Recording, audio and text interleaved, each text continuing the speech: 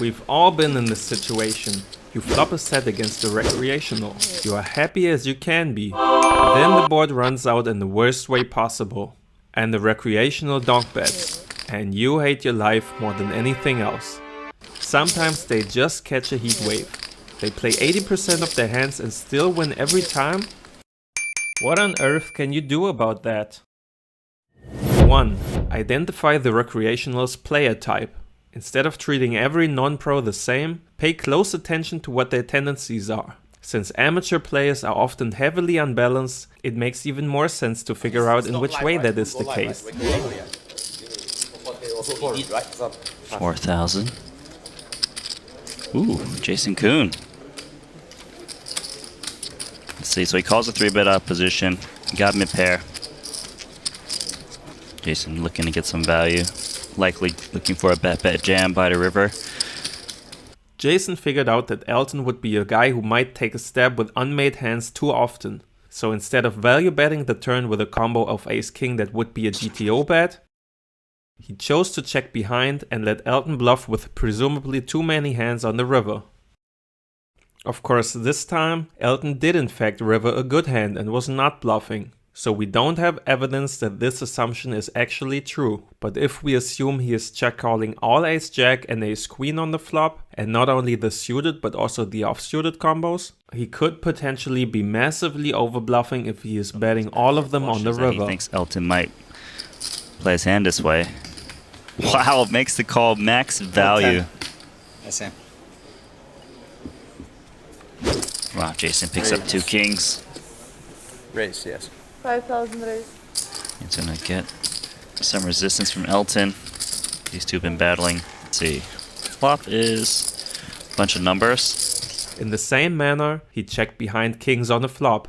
This play is even approved by the GTO solution, as the big blind's range hits the board quite well and could exploit you if you never check behind a good hand like kings on a flop. Also, on many runouts it will be hard to get 3 streets of value. However, this might not be true against the loose Recreational, who could check call down all kinds of hands. So seeing Jason check behind kings likely means that he assumes Elton would rather bluff to wide than call down to wide.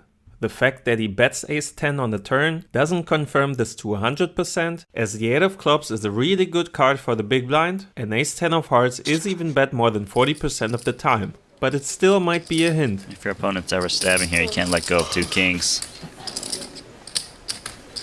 2. Exploit their unbalance and value bet thinly. Once Elton checks the river, it would be an easy thing to quickly check behind and hope for a good showdown. After all, PioSolver is doing the same thing. But when using a solver, we have to understand why it's doing what it's doing instead of just taking the result for granted. As we can see, the big blind should in theory check and trap some 6x and 9-10 straights, as well as a lot of flushes on the river. But even though Recreationals often like to trap on early streets like pre-flop or on the flop, it happens less often on later streets, especially when they have the initiative.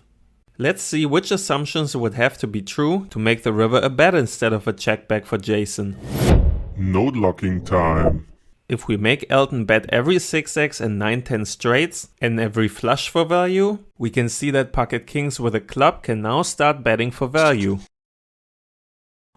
So if we assume that Elton would bet every time he has a value hand, well then there is no point to not value bet in Jason's shoes, right? Sure, you will get a lot of folds from his air hands, like this time, but every once in a while, you'll get another 12k from a river jack or some 8 that might bet the turn. Whether or not Jason is right with this assumption and Elton would always bet his value hands, it is at least always a good idea to think about these factors before making an impulsive decision. 3. Expect the unexpected. And sometimes, you just gotta add the X factor. You can think about ranges all day long and about which hands like to value bet and which like to bluff. But sometimes people just do under the gun. something. Elton picks up ace-king. Snap calls. This is deceptive. You can never put Elton on the hand. Mixing up his strategy here. Jason Koon gonna try to hit a little set of 3s. Ace on the flop, but Jason Koon hits a set of 3s. Time for Jason Koon to make some money back. is 5 ways.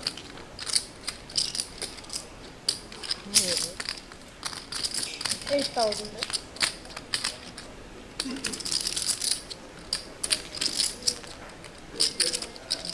Call.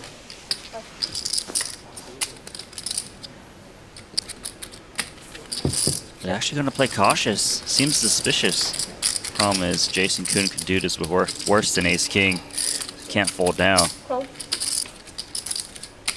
That is a bad run out. Elton going for a little block bet, looks like. Bro, I mean,